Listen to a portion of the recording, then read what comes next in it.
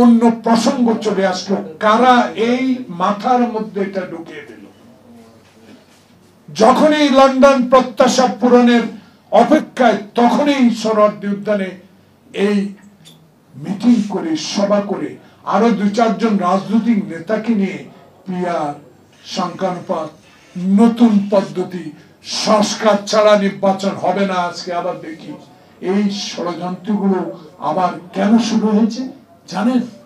একটি মাত্র কারণে, তারেক রহমানের ধৈর্য, তারেক রহমানের সহচর্যের ধৈর্য। রক্তাক্ত অবস্থাও মাথা আল্লাহ ছাড়া কারো কাছে নত করেন না।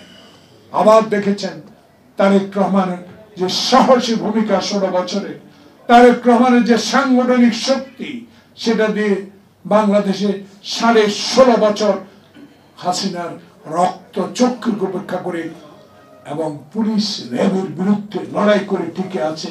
যারা জীবন দিয়েছে তাদেরকে স্মরণ করি, যারা মৃত্যুর পথ থেকে আমরা বেঁচে আছি, আমরা সাজরে এখনো চিৎকার দিয়ে যখন বলি দেশে একটা নির্বাচন দিতে হবে, তারেক রহমান বলেছে আমি এমন নির্বাচন চাই যে নির্বাচন দিনে হবে, যে নির্বাচনে মৃত ব্যক্তি ভোট দিবে না।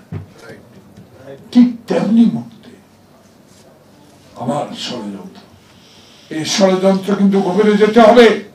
আমি Abdul Salam joint secretary general, আমাদের ধর্ম সেক্রেটারি জামালকে অনুরোধ করব, যখনই আপনারা নেতৃবৃন্দের সাথে আলোচনা করার সুযোগ পাবেন, জেনে নেওয়ার চেষ্টা করবেন কারা এই ষড়যন্ত্রের সাথে জড়িত।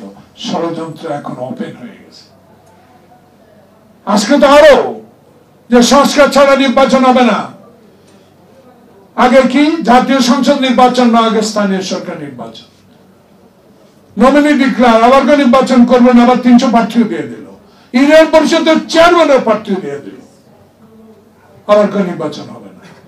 এইসব ষড়যন্ত্র একটি কারণে হচ্ছে, যখন বাংলাদেশের মানুষ শহীদ জিয়া, খালেদা জিয়া, তারেক রহমানের এই ভাষণ, এই সাংগঠনিক শক্তি এবং দেশে 31 দফা এবং দেশের গণতন্ত্র প্রতিষ্ঠার পর যদি সরকার গঠন করতে পারি, তাহলে আমি 186 দিনের যে কর্মসূচি নেব, সেটা যখন প্রকাশিত হচ্ছে, এদের মাথা নষ্ট হয়ে গেছে। দেশ পরিচালনার জন্য উনি যে লন্ডনে বসে প্ল্যান প্রোগ্রাম করছেন, সেটার প্রতিও তারা সাপোর্ট না দিয়ে আবার ষড়যন্ত্র শুরু করছে। তাই এই ষড়যন্ত্র রুখতে হবে।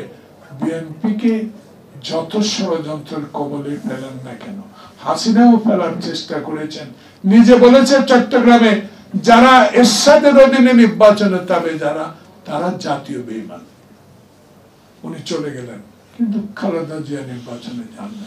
আবারও বাংলাদেশে বিএনপিকে নিয়ে যে আবার ষড়যন্ত্র শুরু হয়েছে, তার প্রমাণ হাত পাকার মিটিং, তার প্রমাণ আবার কিছু রাজনৈতিক নেতাদের এইসব বক্তব্য, পিয়ার, সংখ্যানুপাত, নির্বাচন না হওয়া। তাই তত্ত্বাবধায়ক সরকার অনুরোধ জানাবো, বহু রক্তের বিনিময়ে এই সফলতা, আপনিও কম কষ্ট করেন, আপনিও 18 তলা পর্যন্ত হেঁটে উঠেছেন। আপনি একটু তাকিয়ে দেখেন, কারো কথা দয়া করে শুনবেন না। শাহাবুদ্দিন যদি 3 মাসে ইলেকশন দিতে পারে, আপনি 11 মাস, 12 মাস, আরো 4 মাস বাকি, কেন পারবেন না?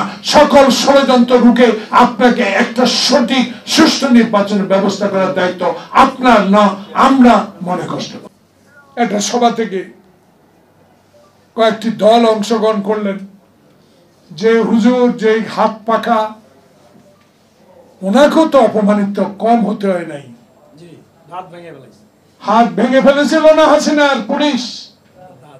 হঠাৎ কেন মনের মধ্যে তাদের